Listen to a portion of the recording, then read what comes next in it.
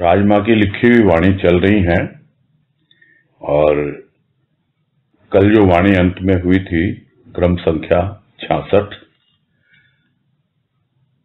66 वो पढ़ के आगे बढ़ते हैं। जिसमें कहा, दुनिया सजी तन सजा घर सजा, न सजा मन जिसे सजना था सजन के निमित्त,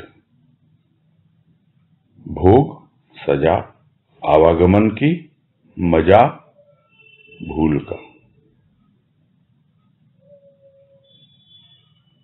तो क्या भूल हुई? सबसे बड़ी भूल ये हुई कि स्थूल में ही रमा रहा, स्थूल के खेलों में ही पूरा जीवन व्यतीत कर दिया।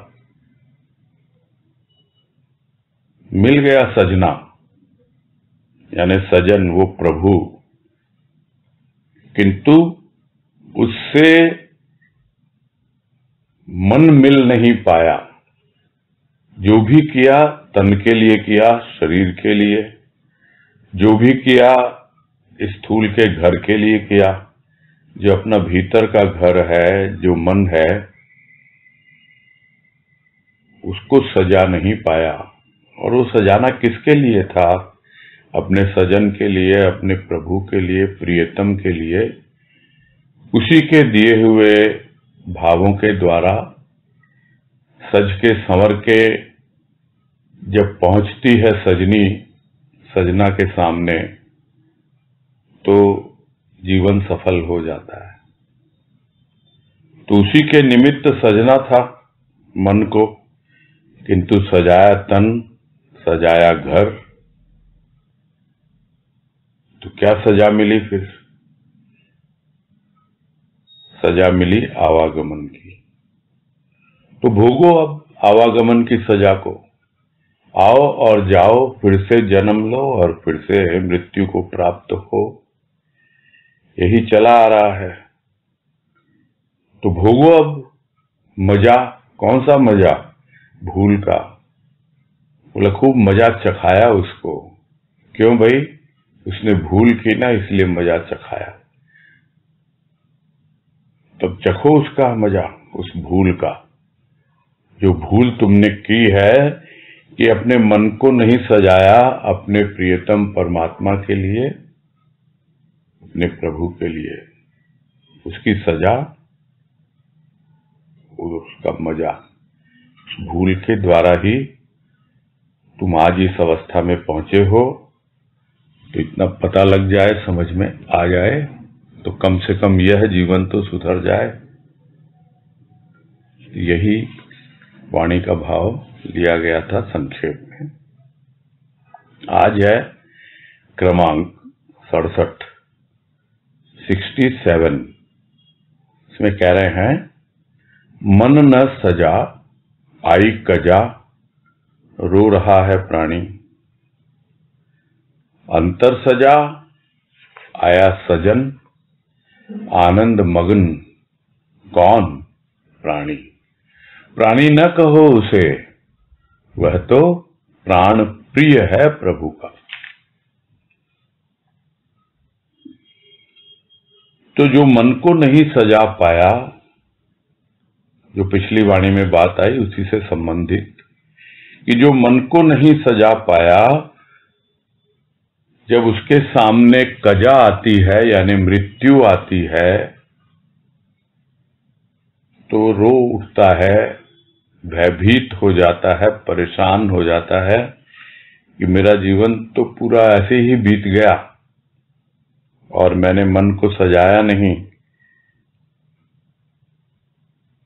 दुखी हो रहा है, परेशान हो रहा है, पश्चाताप कर रहा है, न जाने कुछ कुछ किए जा रहा है, किंतु अब क्या कर सकते हो। वो एक ऐसा समय होता है जब काल आता है, फिर किसी की सुनता नहीं है वो। तो मन नहीं सजाया, कजा आ गई और प्राणी रो रहा है, परेशान हो रहा है।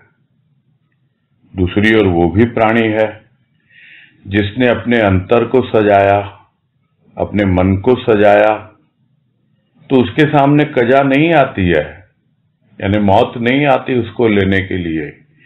उसको लेने के लिए आता है उसका सजन, और लेने के लिए तो अंतिम अवस्था तो बहुत बाद में आएगी। बार बार जब भी उसका अंतर सजा हुआ पाता है तो उसका सजन अपने आप ही उसके सामने प्रकट हो जाता है, अनुभव दे देता है उसको, और वो प्राणी इतना आनंद मग्न हो जाता है। तो उसको क्या कहेंगे? कौन मगन हुआ आनंद में? वो क्या प्राणी है? नहीं, प्राणी मत कहो उसको। प्राणी तो एक साधारण जीव होता है जो अपने आप को भूलकर अपने घर परिवार को सजाने में, अपने तन को सजाने में ही लगा रहता है। अपने आप को भूलकर, यानी अपने भीतर जो मन है उसको सजाना है अपने सजन के लिए, वो भूल जाता है और उस भूल का ही मजा चख रहा है अभी, फिर भी समझ नहीं पाता। तो उसके सामने आएगी कजा एक दिन, और आएगी और फिर रोता हुआ जाएगा इस संसार से। किंतु जो अपने मन को सजा लेता है, अपने अंतर को सजा लेता है, उसका प्रभु निरंतर उसके सामने आता है और वो एकदम मगन होकर उस सजन के सामने अपना सब कुछ खोलकर रख देता है कि देखो ये तुम्हारा ही दिया हुआ भाव, जिससे तुमने मुझे सजाया। अब तुमने मुझे सजाया या तुमने दे दिया कि अब तुम सजाओ अपने आप को। उसने दे दिए भाव, अब हम सजाएंगे अपने अंतःकरण को, उनको शब्दों में पिरोकर, तब जाकर वो एक ऐसा बनेगा ताना बाना जिसको देखकर आनंद मग्न हो जाता है स्वयं प्राणी और उसका प्रभु। तो ऐसे प्राणी को प्राणी नहीं कहते, साधारण प्राणी नहीं है वो तो प्राण प्रिय है प्रभु का। प्रभु को वो प्राणों से भी ज्यादा प्यारा है। क्यों? क्योंकि उस प्राणी ने अपने प्राण न्यौछावर कर दिए अपने प्रभु के लिए, अपने सजन के लिए। उसका पूरा अंतर उसी के प्रेम और भाव में सजा हुआ है और वो आनंद मग्न होकर अपना जीवन व्यतीत कर रहा है। आगे है क्रमांक 68, 68। इसमें कह रहे हैं, सीमित मेरी दृष्टि, विशाल तेरी सृष्टि का ग्रंथ, पढ़ूं तो किस भांति। संत हृदय ही कुंजी है इस ग्रंथ की। सीख मेरे मन संपूर्ण ग्रंथ का अर्थ, महत्व इस कुंजी से, ले महक आनंद निकुंज से।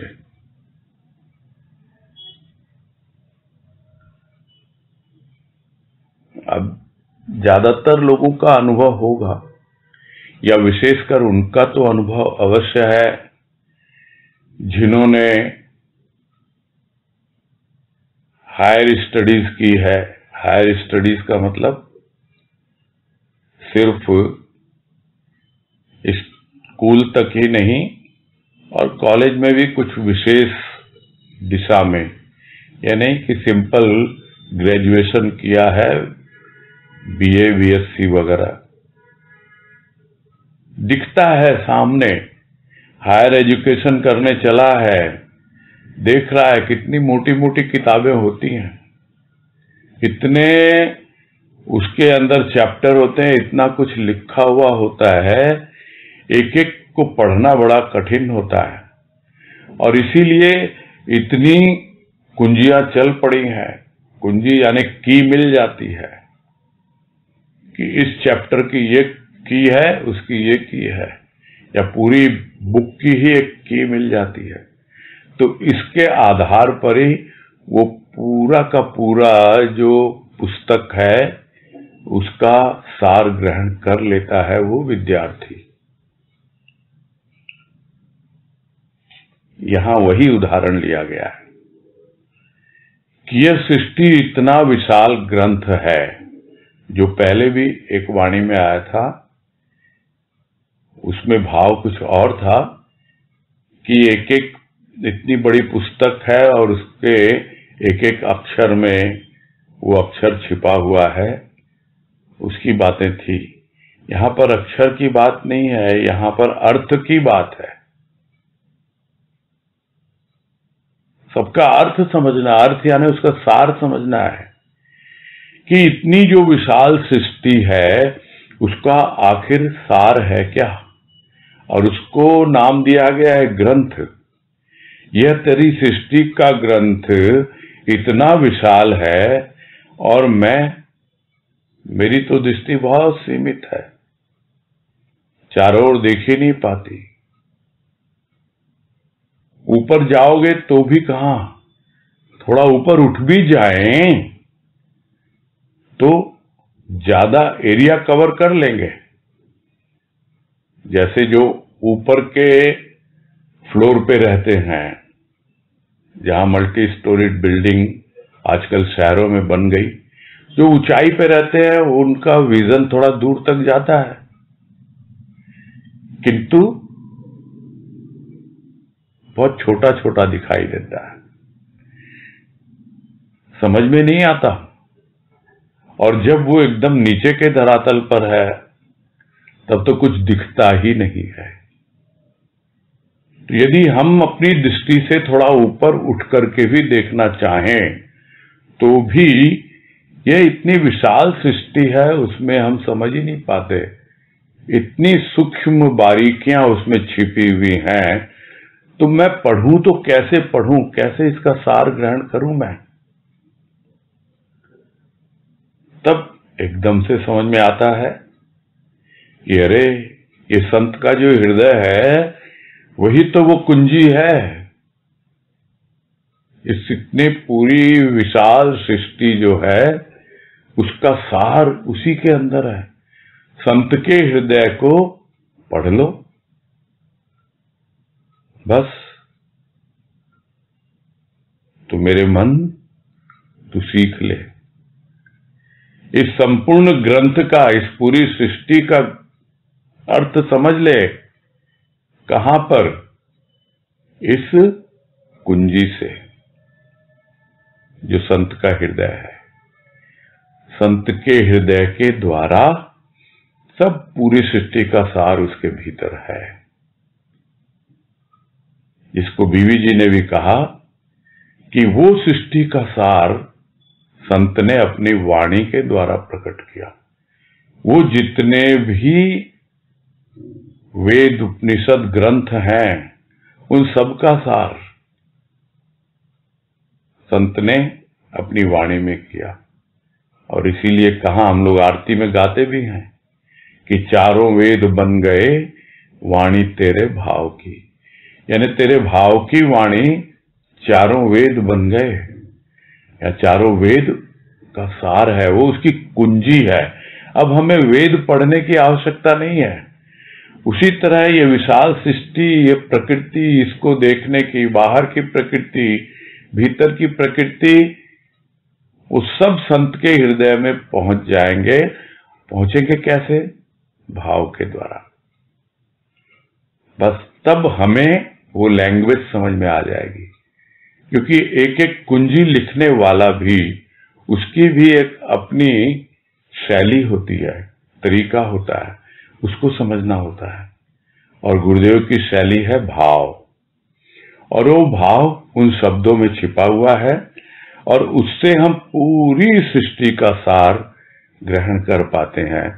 इसलिए अपने मन से कह रहा है भक्त कि भाई संपूर्ण ग्रंथ का अर्थ समझ ले, तू कितना महत्व है इस कुंजी से देख ले, तू समझ ले।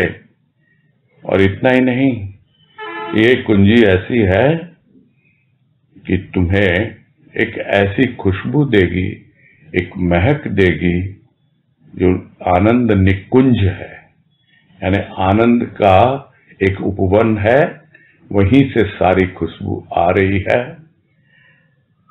यानी अर्थ भी समझता जाएगा इस सृष्टि का, इस प्रकृति का, बाहर की प्रकृति, भीतर की प्रकृति का, जब संत के हृदय में भाव से प्रवेश करेगा।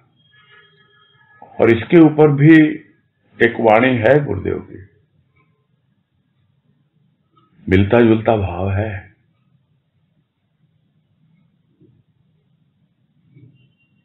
क्या है वो? शिष्य का शीश झुकाना तो प्रारंभ मात्र है, गुरु की रूह में भाव से प्रतिष्ठित हो तो आनंद आए। यहां तो हृदय की बात हो रही है, गुरु की रूह कह रहे हैं गुरुदेव कि तुम गुरु की रूह में भाव से प्रतिष्ठित हो जाओ, तब आनंद आए, तब तुम्हें उस आनंद निकुंज की महक अपने आप आती रहेगी। पूरी की पूरी सृष्टि तुम्हें अपना अवगुंठन कर देगी, खोल के रख देगी कि देखो यह है मेरा सार, यह है मेरा महत्व। तो संत हृदय ही वो कुंजी है, उसी से आप पूरी सृष्टि का सार समझ सकते हैं। आगे है क्रमांक 69 में कह रहे हैं, एक गुलाब असंख्य गुलाब की गंध से परिचित कराता, एक बिंदु संपूर्ण सागर का स्वाद बताता, संपूर्ण सृष्टि का भेद गर्भित रह सत्य के साक्षात रूप संत में, गंध ले सत्य की स्वयं की संत चरणों में। तो तुम्हें पूरी सृष्टि में घूमने की जरूरत नहीं, तुम्हें पूरे गुलशन में चक्कर काटने की जरूरत नहीं। तुम्हें एक मिल गया गुलाब उस संत के रूप में। वो एक गुलाब जिस तरह है, सब जितने भी असंख्य गुलाब हैं उनका परिचय करा देता है। यानी सृष्टि में जो छिपा हुआ परमात्मा है, उसकी जो गंध है, वो गंध उससे परिचय करा देता है संत। और जिस प्रकार एक बूंद से ही पूरे सागर का स्वाद मालूम पड़ जाता है, तो एक और है सुगंध, दूसरी ओर है स्वाद। तो दोनों जो हमारी ज्ञानेंद्रियां हैं उनका विषय, ये तो स्थूल रूप है। जहां से भी पकड़ो, किसी भी ज्ञानेंद्रिय से लो, चाहे नासिका से, चाहे जिह्वा से, चाहे कानों से, चाहे आंखों से, उसका स्पर्श तुम्हें मिलेगा ही मिलेगा। क्योंकि स्पर्श इंद्रिय ऐसी इंद्रिय है, जिसे हम कहने को तो त्वचा कहते हैं। तो त्वचा है क्या? त्वचा यानी हमारी स्किन, जो एक लेयर है ऊपर। बोले आंख तो स्पर्श नहीं करती किसी को, स्पर्श करती है, उस दृश्य को स्पर्श करती है, तब हमें वो दिखाई देता है। कान तो स्पर्श नहीं करते, स्पर्श करते हैं कान, उस ध्वनि को स्पर्श करते हैं। और अभी नासिका की तो बात हो ही रही है, जिह्वा की बात भी हो रही है। तो सब चीजें हमें समझ में आती हैं कि उसका स्पर्श हमें हर अवस्था में अनुभव में आ सकता है। यदि हम एक बूंद का भी स्वाद चख चुके हों, यदि एक गुलाब की भी गंध से हमें परिचय प्राप्त हो गया हो, तो संपूर्ण सृष्टि का भेद है उसमें, संत के रूप में, साक्षात रूप में है वो। सारा भेद उसमें गर्भित है। गर्भित का मतलब क्या हुआ? गर्भ में है वो। सृष्टि का भेद उसके गर्भ में है, संत के सत्य का रूप। अब उसको उसी के सामने वो प्रकट करता है जो उस स्वाद का इच्छुक होता है, जो सुगंध का इच्छुक होता है। तो जो ले चुका है वो स्वाद, ले चुका है वो गंध, वही कह पाता है कि सत्य के साक्षात रूप संत में, यानी सत्य का साक्षात रूप है संत, उसके भीतर संपूर्ण सृष्टि का भेद छिपा हुआ है, उसके गर्भ में है सब। तो तुम करो, लगो उसके पीछे, सत्य की गंध ले तुम और स्वयं की गंध लो, परिचय प्राप्त करो सत्य का, स्वयं का। कहां पर? संत के चरणों में। तो वही बात फिर आ गई, शिष्य का शीश झुकाना तो प्रारंभ मात्र है, शीश झुकता है चरणों में, वो तो प्रारंभिक अवस्था। अब भीतर प्रवेश करें, उसके गर्भ में जो छिपा हुआ है वो प्रकट करेगा, अपने आप करता है, देखता है इसका क्या रुझान है, क्या इंटरेस्ट है इसको, और उतना ही वो प्रकट करता है। उसी को हम कहा करते हैं कि जिसकी जैसी योग्यता पात्रता होती है उसी के अनुसार वो देता रहता है। तो पता होना चाहिए कि थोड़े से में बहुत कुछ मिल जाता है। हम स्थूल रूप में न जाए कि भाई हमें तो एक बूंद ही मिली, हमें तो एक ही गुलाब मिला इतने बड़े गुलशन में। एक गुलाब भी परिचय दे देता है, एक बूंद भी परिचय दे देती है। वैसे ही एक छोटा सा भाव भी सारे ग्रंथों का सार समझा देता है। वो कहीं और नहीं मिलेगा, वो संत के चरणों में ही मिलेगा। आगे है क्रमांक 70 कह रहे हैं, ये कौन सी सुगंधी है जो मुझे मदहोश कर रही है? कौन सी ग्रंथि है जो खुलने के लिए व्यग्र है? कौन सी कली है जो विकसित होने के लिए है व्याकुल? तेरे प्यार की, प्रभु प्यार की, तेरे दीदार की।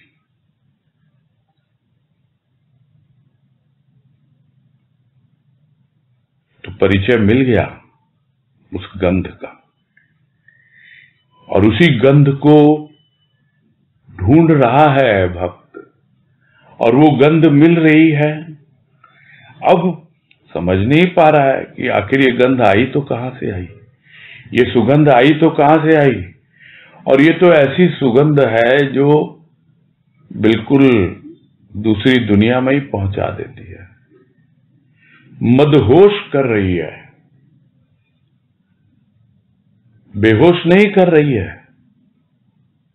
बेहोश होगा तो कुछ पता ही नहीं लगेगा, मदहोश यानी उसी के नशे में है। अब एक ऐसी सुगंध आ गई भीतर में कि बस उसी के नशे में है। कौन सी है ये? अब उसकी खोज कर रहा है, कौन सी सुगंध है ये। इसके पहले सुगंध तो बहुत मिली है, कहां नहीं मिली, सब जगह है उसकी सुगंध, बस मदहोशी चाहिए। भजन की पंक्ति याद आ गई, खुशबू है तेरी फैली वन उपवन में, ऐसा मुझे लागे जब से आया तू जीवन में। धूप जलाऊं या फिर बैठूं निष्काम, प्रभु मैंने तेरे लिए दुनिया भुलाई रे, मगन रहूं मैं तुझ में यूं ही सुबह शाम। तो तेरी खुशबू तो फैली है वन उपवन में, उसे परिचय नहीं था, किंतु अब जब से तू जीवन में आया तब उस खुशबू की पहचान होनी शुरू हुई जो मुझे मदहोश किए जाती है। और मैं करूं तो अब क्या करूं? धूप बत्ती जलाऊं, उसकी सुगंध लूं, या फिर बाहर वन उपवन में जाकर के तेरी सुगंध, दोनों जगह तेरी ही तो सुगंध है। तो जब वो गंध सुगंध भीतर फैल जाती है, बस मगन होना है, उसमें मदहोश होना है। और जब मदहोश होता है तब लगता है ये ग्रंथियां न जाने कब से गांठें पड़ी हुई थी भीतर, विचारों की गांठें, संस्कारों की गांठें खुलने को अब प्रस्तुत हो रही हैं। कब से पड़ी हुई थी, तैयार है, व्यग्र है। अब तो एक और सुगंध का आनंद आ रहा है, पहचान अभी भी नहीं पा रहा। दूसरी ओर ग्रंथियों को देख रहा है, ये भी शिथिल हो रही हैं, सारे बंधन अब हल्के पड़ रहे हैं। और मेरे हृदय की कली, ये कौन सी कली है जो विकसित होने के लिए व्याकुल है? सब परिचय मिल रहा है। कैसे मालूम पड़ता है कि सब कुछ है तेरे प्यार की, तेरे प्यार की सुगंधी है, प्रभु के प्यार की सुगंधी है। तू कोई अलग नहीं है, तू ही मेरा प्रभु है। तेरे प्यार की, प्रभु के प्यार की ये सुगंधी है। और यह सुगंधी ऐसी है जो मेरे भीतर की ग्रंथियों को खोल रही है, और मेरी कली, हृदय की कली जो विकसित हो रही है, वहीं से तो आ रही है सुगंध। वो ग्रंथियां जो बंधी हुई थी, जिस तरह कली की एक एक पंखुड़ी खुलती है, खिलती है कली, वैसी एक एक ग्रंथियां खुलती हैं और हम खिलते हैं भीतर से, खिलखिलाते हैं, प्रसन्न होते हैं और पहचान लेते हैं कौन है ये। अरे ये तो तेरा प्यार है, ये तो तेरा दीदार के लिए व्याकुल हूं मैं, वो मुझे अब मिल रहा है, विकसित हो रहा है। प्रभु का प्यार विकसित हो रहा है, उसका प्रेम, उसका भाव, ये एक अंतर का विकास है जो अपने आप को देख रहा है भक्त, भीतर के विकास को, किस तरह परिवर्तन हो रहा है उसके अंतःकरण में। और उसी को कहा जाता है कि आप अपना मूल्यांकन स्वयं करना सीखो, तो अपने आप ही भीतर वाला जवाब देगा। और भीतर वाला यही जवाब दे रहा है, समझा रहा है, अरे ये तो तेरे प्यार की है, समझ में आ जाना चाहिए। तू जो प्यार कर रहा है प्रभु को, और वो प्रभु जो तुझको प्यार कर रहा है, उसी के कारण तो विकसित हो रहा है सब कुछ। और अवश्य ही तुझे उसके अनुभव मिलते हैं। वो अनुभव ही तो सूक्ष्म में दर्शन है, और क्या है। आगे है क्रमांक 71, 71। कह रहे हैं, दर दर तुझे ढूंढा तू न मिला, रोम रोम में तुझे चाहा तू न मिला। मिलता कैसे? दिल में बसाया न था, प्रभु के दर आया न था।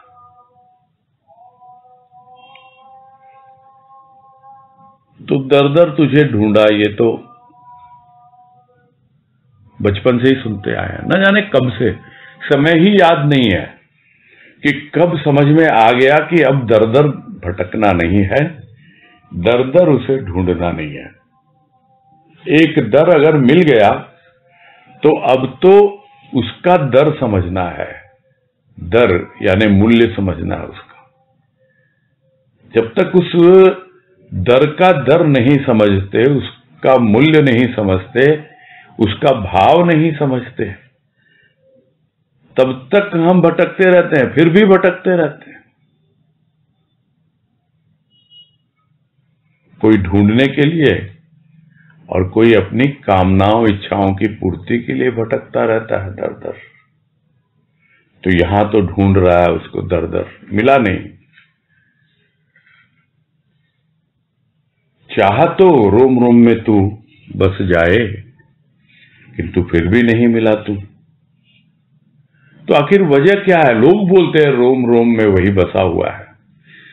लोग बोलते हैं भाई तुम्हें वो दर मिल गया, अब भटकने की जरूरत नहीं, अब तो खोजो, बाहर नहीं भीतर खोजो। तो आखिर क्या है? ये अनुभव क्यों नहीं मिल रहा? तो मिलता कैसे? कैसे मिलता भाई? क्यों नहीं मिला? क्योंकि दिल में बसाया न था। जिसको दिल में बसाना था उस प्रभु को, उसको दिल में नहीं बसाया था। उसको दर दर ढूंढ रहा था कि यहां है क्या, वहां है क्या, कहां है। अपने दिल में बसा लो, वो दिल ही उसका दर बन जाएगा। तुम्हारा घर ही उसका दर बन जाएगा। तुम्हारा हृदय ही उसका मंदिर बन जाएगा। फिर मंदिर मंदिर घूमने की जरूरत नहीं है। तो दिल में नहीं बसाया था, इसीलिए खोजा तो मिला नहीं। चाहा कि तू रोम रोम में बस जाए, बसा नहीं। क्योंकि पहले तो दिल में न बसेगा, और दिल में बसेगा तब समझ में आ जाएगा। ये तो सब जानते हैं कि भौतिक रूप से जो दिल होता है क्या करता है? वो रक्त का संचार करता है, प्रवाहित करता है रक्त को पूरे रोम रोम में। वैसे ही जब दिल में बस जाएगा प्रभु, उसका प्रेम, तो अपने आप ही रोम रोम तक पहुंच जाएगा रक्त के प्रवाह के साथ। रोम रोम में अपने आप अनुभव मिलने लगेंगे, वो रोमांच होने लगता है। तो दिल में बसाया न था, इसलिए रोम रोम में तुझे चाहा तो, किंतु फिर भी नहीं मिला। नहीं बसाया ना दिल में। दिल में बसाया होता तो मिल चुका होता, अनुभव मिल चुका होता तुम्हें वो। और प्रभु के दर आया न था। प्रभु का दर कहां है? ये दिल ही तो है, वहीं पर है उसका। ठीक है, बाहर में प्रारंभिक अवस्था में साकार रूप में जाना होता है उसके दर पर, किंतु जब एक बार हम आ जाते हैं अपने घर, तो फिर कुछ लेके आते हैं वहां से। क्या लेके आते हैं? उसका भाव लेके आते हैं। और इस तरह हमारा घर ही उसका दर बन जाता है। और भजन की पंक्ति फिर याद आ रही है, हम तो दर इसके आ ही गए, हम तो दर इसके आ ही गए, अब ये भी घर अपने आए।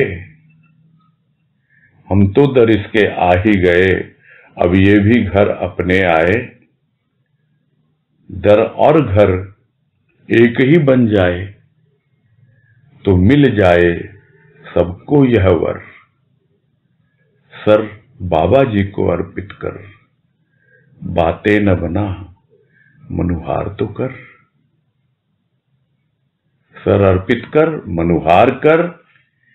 प्रभु के दर पे आया है तू, और फिर दर और घर जब एक हो जाएंगे तो अपने आप ही दिल से दिल मिल जाएगा। दिल से दिल मिल गया यानी सबको यह वर मिल गया। अब उसका वर्ण कर लें, दिल में बस गया वो, अब कहीं नहीं जाएगा। उसका घर हमारा घर, हमारा घर उसका घर। तो यह है सब बातों का सार कि दर दर ढूंढने से नहीं मिलता, रोम रोम में सिर्फ चाहने से नहीं होता, दिल में बसाएंगे और उसके दर पे जाके अपने घर को संभालेंगे, अपने आप को, तब पता लगेगा कि कितना परिवर्तन हम में हो रहा है। आगे है क्रमांक 72, 72। इसमें कह रहे हैं, न चीर मेरे अंतर को अमृत में मधुर वाणी से, कहीं मतवाली हो नाच न उठूं, जो खटकू नेत्रों में दुनिया के।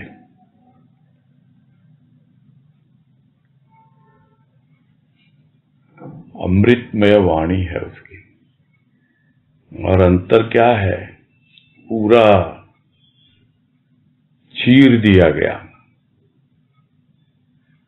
एक चीरना होता है जो सर्जन करता है, अंग्रेजी में सर्जन, यानी जो ऑपरेशन करते हैं जिसको सर्जन बोलते हैं, वो चीर फाड़ करते हैं। और एक चीरना है इस सर्जन के द्वारा, हिंदी में ये सर्जनहार,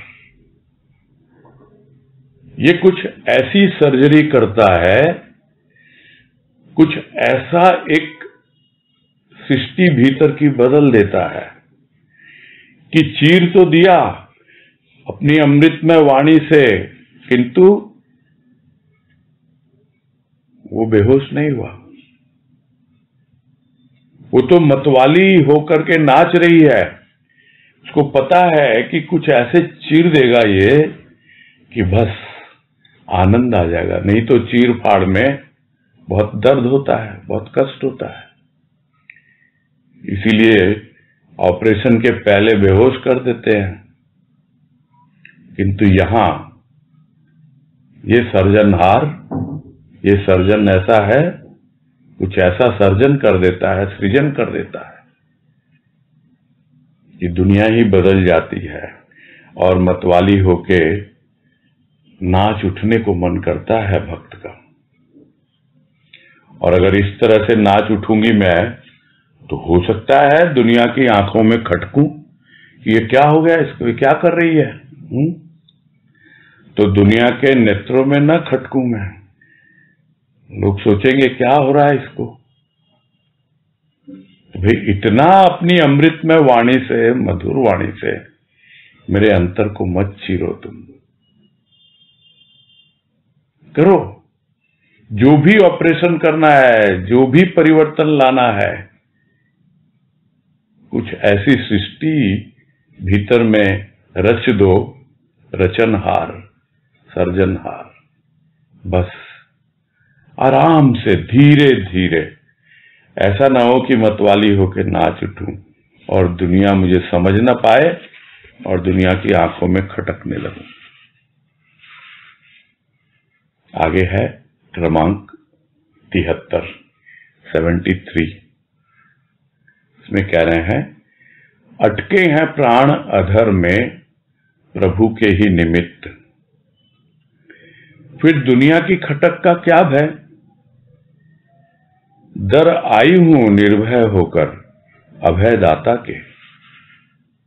चीर मेरे अंतर को कि भटकते प्राण, अधर में अटकते प्राण मिल जाए प्राण पिता में, रंग जाए लीलाधर के रंग में। मतलब तो ऐसी अवस्था हो गई कि ये दर्द भी नासूर बन गया है, अब और सहन नहीं होता है। चीर दे तू, जो भी चीर फाड़ करनी है कर दे। मेरे प्राण तो अटके हुए हैं विष में, अधर में ही लटक रहे हैं, न नीचे न ऊपर, न स्थूल में न सूक्ष्म में। कहां मैं किस तरह जाऊं, कहां अपने आप को संभालूं, मैं दुनिया को देखूं या अपने आप को देखूं। मेरे तो प्राणों में बिल्कुल चैन नहीं है, एकदम जैसे कहते हैं आसमान से गिरा और खजूर पे लटका, वहां पे अटक गया है, वहीं पे अटके हुए हैं प्राण। और जमीन पे गिर गया तो मुश्किल। और अगर दुनिया को खटकता भी है नाचा हुआ, तो क्या है, मुझे उसकी परवाह नहीं है, उसका कोई भय नहीं है। मुझे तो अपने प्राणों का भय है। लेकिन अब प्राणों का भय भी नहीं है। मैं तो निर्भय होकर आई हूं। किसके पास? तुम्हारे पास। तुम जो अभय दान देते हो। निर्भय प्रभाव से हुआ जाता है, उस भाव के प्रभाव से। किंतु जब वही भाव स्वयं के भाव तक पहुंचा देता है, स्वभाव तक पहुंचा देता है, तब अभय हो जाता है प्राणी। तो पहले भी जो आया कि वो संत के चरणों में ही सत्य और स्वयं उनसे परिचय मिलता है। यह तो अभय दान है जो संत ही देता है। सब समझ में आ गया। अब तू चीर दे मेरे अंतर को, और कुछ ऐसे चीर दे कि ये जो मेरे प्राण जन्म जन्मांतर से भटक रहे हैं, एकदम शांत हो जाएं। जो अधर में अटके हुए हैं, न तो प्राण दाता की ओर जा रहे हैं, और जब आते हैं इस जमीन पर छटपटाते रहते हैं, फिर ऊपर उठते हैं, फिर अधर में लटक जाते हैं। और मां के ही भजन की एक पंक्ति है कि प्राणों का पाखी मेरा है डाल डाल डोला। ये प्राणों का पाखी है, एक डाल से दूसरी डाल वो अधर में ही लटका रहता है। तो कैसे? जब चैन ना मिला तो व्याकुल हो ही हूं बोला। घर लौट चल रहे अपने झूठे जगत के सपने, प्रभु धाम ले बसेरा। वो प्रभु का धाम मेरे प्राण पिता का धाम है, प्राण दाता का धाम है। बस उसी में मिल जाएं। तू तो जो चीर फाड़ करनी है कर दे, बस रंग जाएं उसी लीलाधर के रंग में। कोई और रंग अब चढ़े ही नहीं इन प्राणों के ऊपर। तो सूर ने तो कह दिया, सूरदास ने, कि सूरदास की काली कमली चढ़े न दूजो रंग। ये तो ऊपरी उदाहरण है। जब प्राण उस लीलाधारी के रंग में रंग जाते हैं, उस प्रभु के रंग में, तो फिर अपने आप ही वो अपने में मिला लेता है। बस यही है भक्त की चाह कि जो कुछ भी करना है कर ले। अब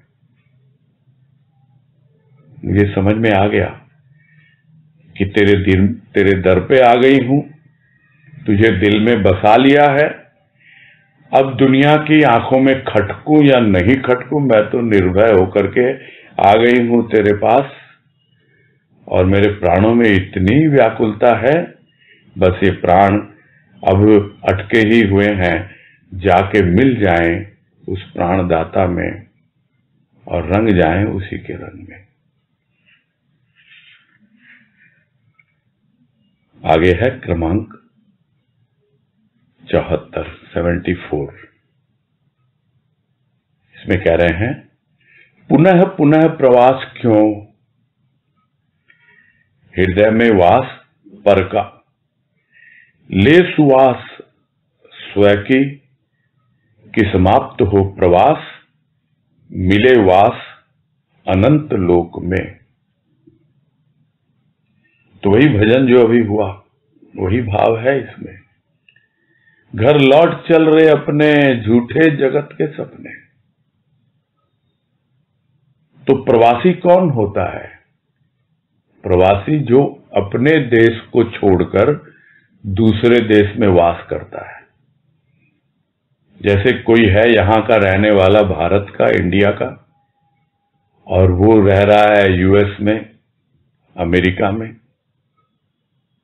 उसको प्रवासी भारतीय कहा जाएगा। वो है तो भारतीय किंतु प्रवासी है। अब जितनी बार भी आया वो प्रवास में ही आया है, उसको पता लग गया ये मेरा स्वदेश नहीं है,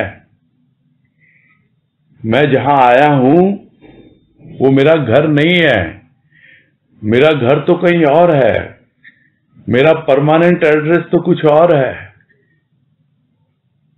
तो ये बार बार क्यों प्रवास पे आते हो भाई, क्यों बार बार जन्म लेना पड़ता है? कारण इतना सा ही है कि हृदय में पर का वास है। अभी स्वयं से परिचय नहीं मिला, इसीलिए पर का वास है। और ये प्राणों का पाखी, ये पर यानी पंख, अपने पर फड़फड़ाता है पर के नाम पर, उड़ता है ऊपर आकाश में भी, है उसके पास कुछ तो परवाज है, यानी उड़ान भरने की क्षमता है, लेकिन फिर लौट के उसी डाल पे आ जाता है। एक डाल से दूसरे डाल, दूसरे डाल से तीसरे डाल, अपनी क्षमता उसकी नहीं है वहां तक पहुंचने की। बस वो तो अपने आप से बोल सकता है घर लौट चल रहे अपने। किंतु अब यदि हृदय में पर का वास न रहे, समझ ले कि बस यही मेरा अंतिम जीवन है, अब मेरे प्राणों का पाखी उड़ेगा नहीं, वो तो अपने प्राणदाता में समा जाएगा। क्यों? क्योंकि वो तो रंग गया है उसी के रंग में, दुनिया के रंग में नहीं रंगा हुआ। अब इसमें हृदय में पर का वास नहीं है। क्यों? क्योंकि अब सुवास ले ली है, सुगंध ले ली है। किसकी? स्वयं की। अब तो स्वयं से परिचय हो गया, उसकी सुगंध आने लग गई, अब समाप्त हो जाएगा। यह जो प्रवास है ये समाप्त हो जाएगा। तो यही है कि ले सुवास स्वयं की सुवास ले, यानी अपने बारे में सोच और धीरे धीरे अपने भाव को स्वयं तक ले जा, ताकि तुझे जो सुवास, जो गंध आ रही है, कहां से आ रही है पता लगे तुम्हें। वो सुगंध कहां की है? तुम्हारे अपने ही भीतर की है। और तुम भटक रहे हो जंगल जंगल। कबीर ने कहा, कस्तूरी का मिर्ग जो बन बन ढूंढे घास, उसी की नाभि में है वो उसी की सुगंध है भीतर, उस स्वयं की ही सुवास है, किंतु ढूंढ रहा है पर में उसको, क्योंकि घास चरने की आदत है उसको। उसी तरह आदत है पर में रमे रहने की। भीतर में आएगा तब समझ में आएगा कि अब समाप्त हो प्रवास, अब प्रवास समाप्त हो रहा है, अब नहीं आना यहां पर, हो गया। जितना कुछ करना था कर लिया ना, अब तो अपने घर लौट रहे हैं हम। अब मिल गया वहां वास। वो कौन सा लोक है? वो आनंद लोक है, वो अनंत लोक है। एक बार वहां पहुंच जाए, वही तो मेरा घर, वही तो मेरा परमानेंट एड्रेस, वहां मैं वापस लौट रहा हूं। आगे है क्रमांक 75। ओ मेरे देवता, दे बता पता मेरे देश का, अपने देश का, कि तू कहां है, वेश धारण कर प्रेम का। अब देख, तू ही बता, मैं कहां नहीं हूं, तू कहां नहीं है। बार बार पूछता है देवता से कि तू बता दे पता मेरे देश का, कौन सा मेरा देश है, पता नहीं है मुझे। कोई एक भजन सुना था, बाहर का ही है, कौन देश से आया रे जोगी, कौन देश है जाना। हमें तो नहीं पता, तू ही बता देना, ऐसे ही कुछ भाव है उसका। तो जोगी से पूछता है कौन देश से आया, कौन देश तुझे जाना है, मुझे भी बता दे उसका पता। यहां अपने देवता से पूछ रहा है, मुझे पता बता दे उसका भाई, अपने देश का जहां तू रहता है, अपने देश का, कि तू है कहां। तुझे तो पता है, वहीं से आया, वहीं पर जाके तू बस रहा है, तू तो अपने स्वदेश लौट गया, और मुझे भी अपना पता बता दे तू। बोले कुछ नहीं करना, बस प्रेम का वेश धारण कर ले तू, अपने अंतर को पूरी तरह से प्रेम से रंग ले। ये कोई बाहर का वेश नहीं है, ये भीतर का वेश है। पूरा भीतर प्रेम ही प्रेम जब समा जाएगा, तो अब देख तू, अब तू बता, कहां नहीं हूं मैं तो तेरे भीतर ही हूं, तेरे भीतर ही मेरा पता है। और तू कहां नहीं है, तू भी अपने भीतर ही है। तो तू भी मेरे भीतर, तू भी अपने भीतर, मैं भी तेरे भीतर, तो कहां नहीं भाई। जब एक बार प्रेम का वेश धारण हो जाता है तो खुद ही पता लग जाता है। फिर पता पूछना नहीं पड़ता देवता को कि बता भाई, अपने देश का पता बता, कहां है तू। वो यही कहेगा, तू बस मेरे प्रेम और भाव में जीवन बिता, बताने की जरूरत नहीं है, अपने आप ही तुझे पता लगेगा कि मैं भी सर्वव्यापी और तू भी सर्वव्यापी। किंतु पहले अपने अंतर में उसकी अनुभूति कर ले। आगे है क्रमांक 76। इसमें कह रहे हैं, भाव मिल रहा है बेभाव, फिर भी लेने में संकोच। संकोच लेन का नहीं देन का है, बान जो पड़ी है लेन देन की।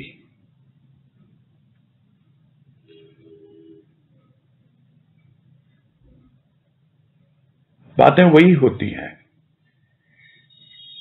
भाव कुछ अलग होता है और शब्द भी कुछ अलग होते हैं। भाई तुमको मिल रहा है वो भाव, कहां मिल रहा है, उसके दर पर। वो दर कहां है, तुम्हारा हृदय। मिल रहा है वहां भाव, क्या तुमने कुछ उसका मोल दिया। बेभाव मिल रहा है, बेमोल मिल रहा है, कुछ खर्च किया तुमने। अरे बिल्कुल मिल रहा है, फ्री में मिल रहा है। यहां तो कहते हैं एक के साथ एक फ्री, यहां तो कुछ नहीं करो, फ्री में मिल रहा है, और फिर भी तुमको लेने में संकोच है। क्यों संकोच है। यही लगता है कि बिना कुछ दिए कुछ मिल जाएगा मुझे। अरे मैं कुछ दूंगा तभी तो मुझे मिलेगा कुछ, कीमत तो मुझे अदा करनी ही पड़ेगी ना उसकी। बोल दिया बेभाव मिल रहा है, ये भाव बेमोल मिल रहा है, कैसे मान लूं मैं। तो लेने में संकोच क्यों है। समझाने वाला समझा रहा है, अरे संकोच लेने का नहीं है, आदत पड़ी हुई है लेन देन की। लेन देन की आदत क्या, बिना दिए कुछ मिलता नहीं। और अगर मुझे कुछ मिल गया, मान लो ले भी लिया फ्री में, तो क्या ऐसे कोई फ्री में दे देता है क्या। हर किसी को अपेक्षा रहती है कि भाई ये भी मुझे कुछ देगा। तो उसे आदत पड़ी हुई है, लेन देन की बान पड़ी है, इसीलिए संकोच हो रहा है कि वे ऐसा तो मुझे कोई आज तक मिला ही नहीं जो अपना भाव दे रहा है, बेभाव, कुछ मांग ही नहीं रहा मुझसे और सब कुछ ऐसे ही लुटा रहा है। फिर क्यों संकोच हो रहा भाई? संकोच इसलिए हो रहा है, वो वजह बता रहे हैं, क्योंकि आदत कुछ ऐसी पड़ी हुई है।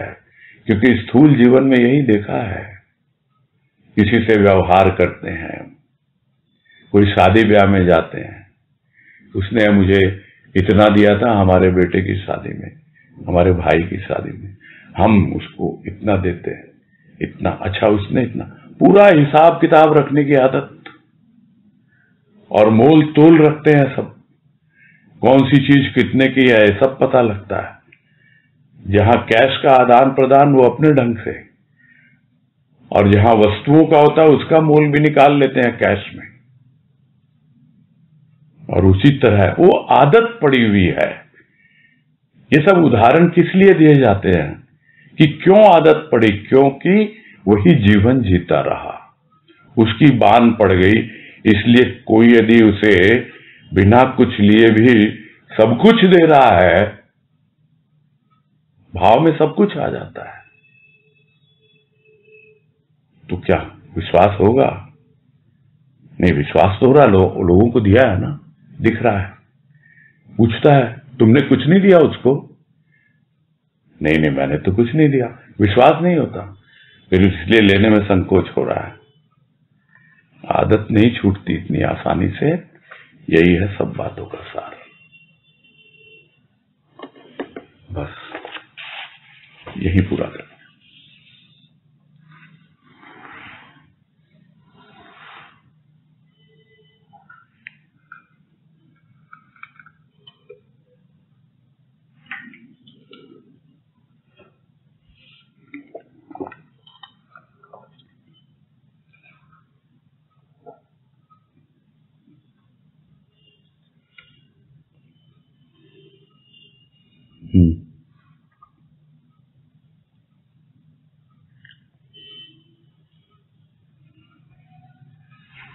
चलो अच्छी बात है, कोई हैंड रेज नहीं है। समय होने वाला है, 1 मिनट है 2 बजने में। पूरा करते हैं फिर।